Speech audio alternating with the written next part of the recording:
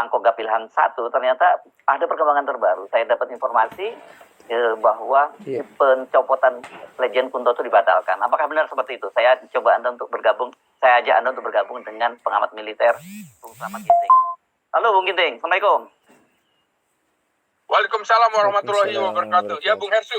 Ya, Anda dapat informasi juga itu ya soal pembatalan pencopotan Legend Kunto itu? Iya betul. Baru beberapa menit lalu saya menerima salinan pembatalan pergantian jabatan Panglima Kogab Wilhan 1 dari Kunto Arifibowo kepada Laksamana Muda Hersan itu dibatalkan. Jadi posisi Pangkogap Wilhan 1, posisi Panglima Komando Armada 3, posisi Panglima Komando Lintas Laut Militer itu tetap.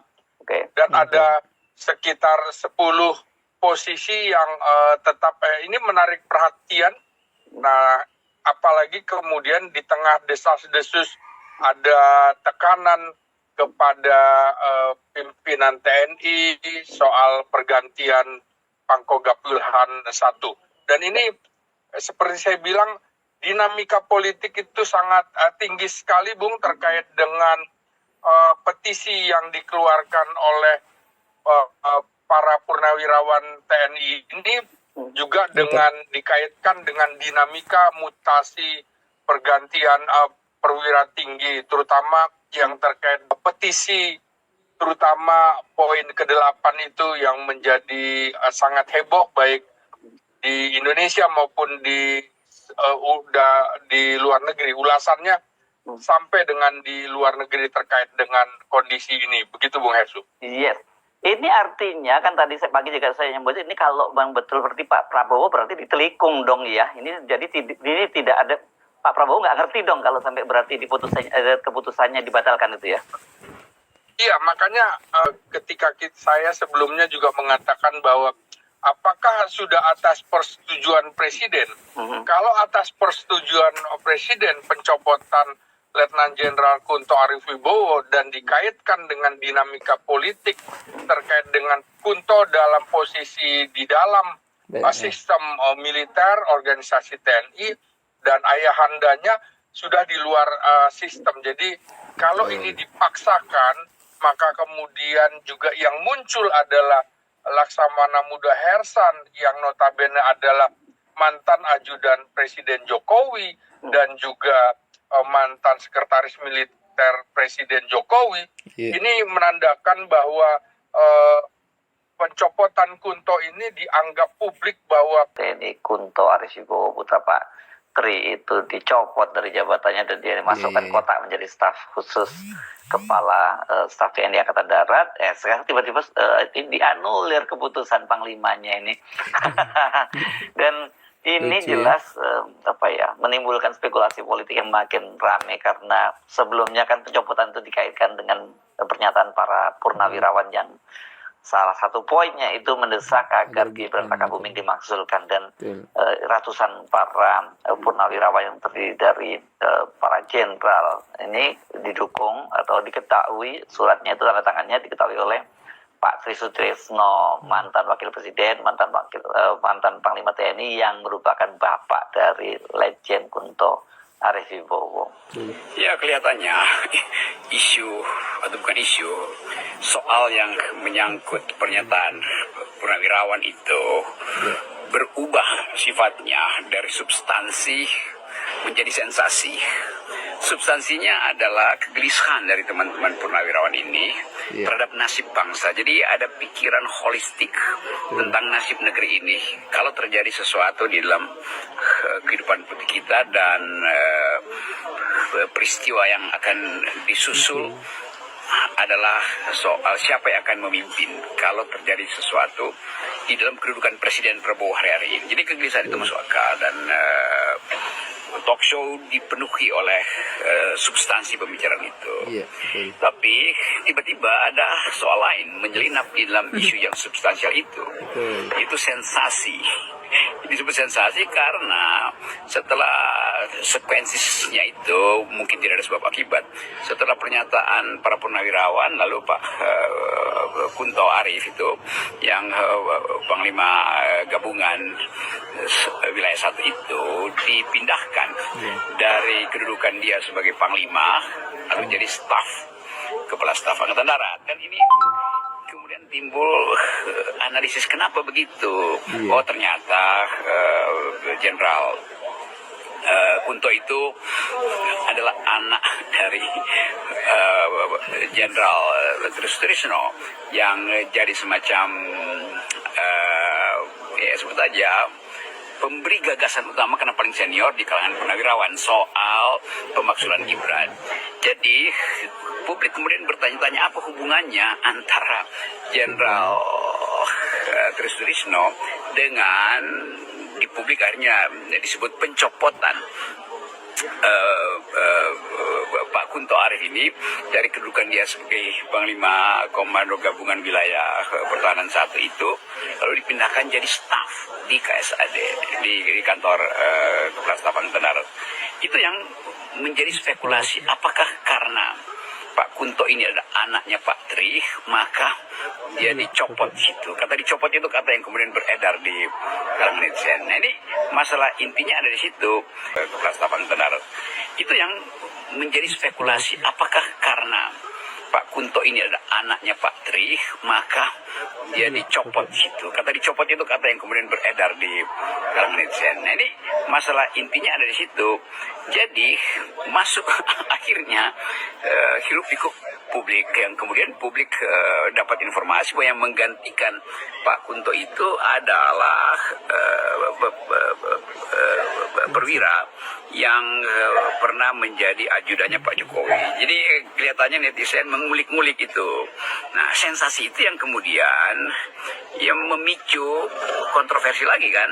Dan kelihatannya karena kontroversi itu maka kedudukan Pak Kunto itu dipulihkan, artinya tidak terjadi penggantian, tetapi beritanya udah keburu beredar bahwa sudah diganti lalu dibatalkan. Ya, sekarang orang bertanya apa sebetulnya yang terjadi di dalam hierarki TNI yang biasanya tidak mungkin ada koreksi karena itu dipastikan sebagai garis komando. Nah ini yang kemudian menimbulkan spekulasi. Tentu kita mesti lihat itu dari sudut sebut aja disiplin organisasi militer. Kenapa pergantiannya berulang-ulang untuk diganti dipulihkan lagi, itu pertanyaan publik hari-hari ini. Jelas publik tadinya melihat bahwa pemindahan Kunto itu atau mutasi Kunto itu sebagai hukuman.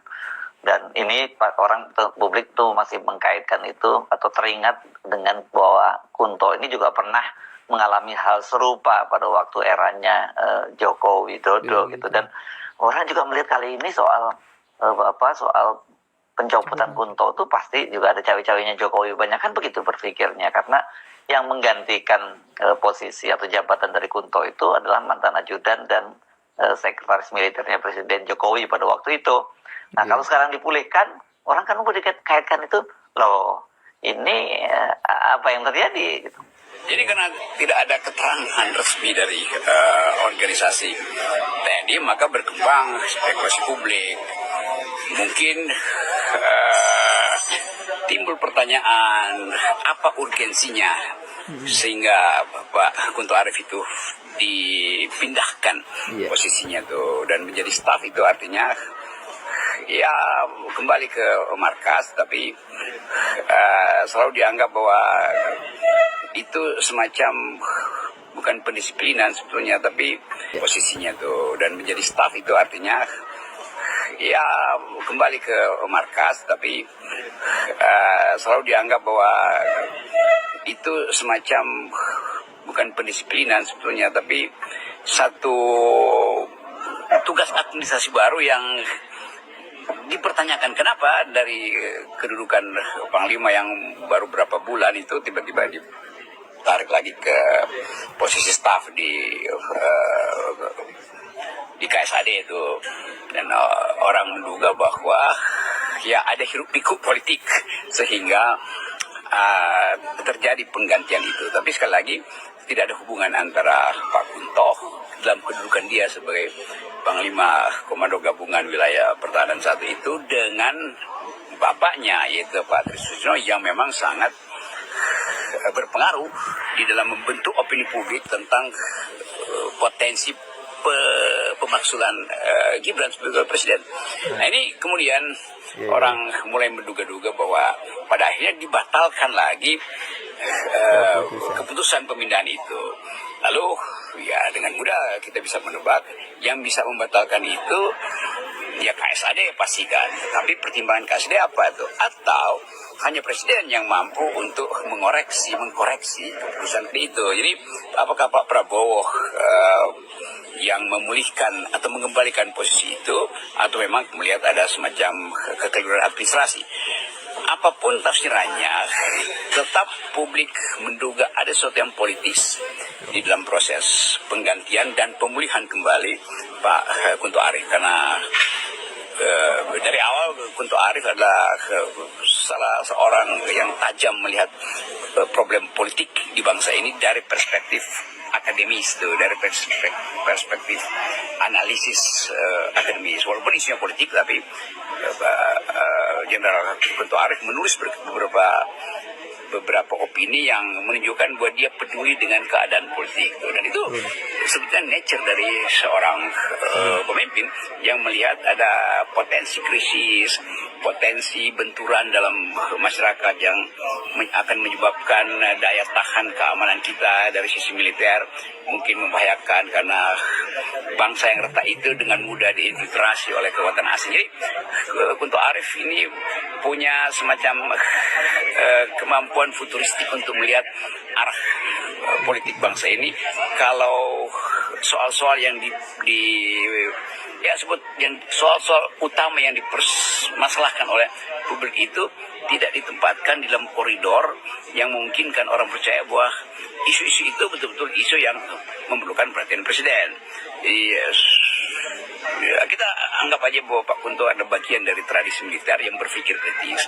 Kalau kita ingat juga di tahun-tahun 66 awal Orde Baru itu ada sekelompok perwira yang berbasis di Sesquad Bandung yang menulis banyak paper tentang modernisasi, tentang demokrasi itu, dan itu yang kemudian jadi inti dari pemerintahan Presiden Soeharto. Tapi kemudian karena problem ekonomi politik, Presiden Soeharto mulai memperlihatkan sifat doktrinal yang otoritarian itu, dan kemudian dikritik lagi oleh para perwira melalui petisi 50 itu, beberapa perwira tinggi yang mulai mempersoalkan purnawirawan pada waktu itu. Ada Ali Sadikin, ada macam-macam itu mempersoalkan kebijakan Hanas Tion juga itu kebijakan